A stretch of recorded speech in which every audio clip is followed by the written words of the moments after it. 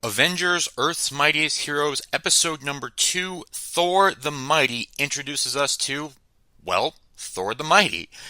This is a very strong first showing for Thor, voiced by Rick D. Wasserman, and the big takeaway that I got from this episode regarding the character is strength.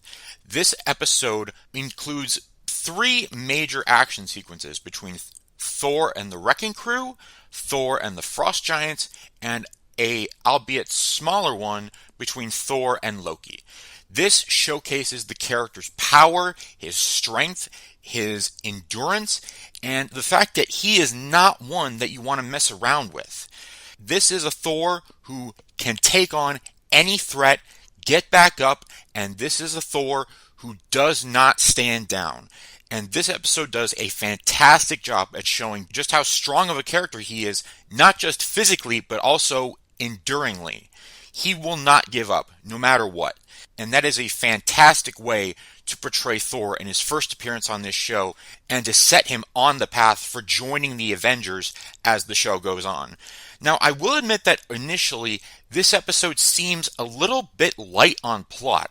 It seems, Thor fights the Wrecking Crew, Thor fights the Frost Giants, Thor fights Loki, and it really isn't until pretty much the third act of the episode where we find out that there is a grander narrative behind all of this, and it is actually Loki's deception and lies that led to the fight with the Wrecking Crew, that led to the Frost Giants, and that led to a very big argument between Thor and his father, which introduces that pull that he feels in this series between Asgard and Earth.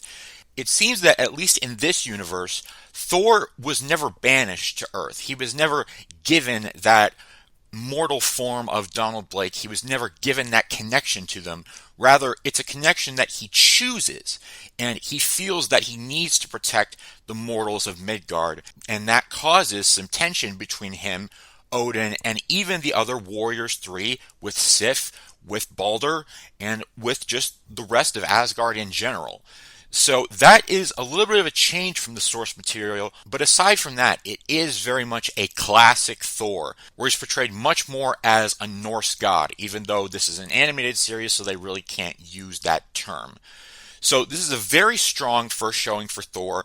Of course, also a very strong first showing for Loki, because we see that he is behind everything. He has Amora the Enchantress doing his dirty work. That sets her up for future episodes. And it's really interesting to see in the very final act of this episode just how involved Loki was in all of this.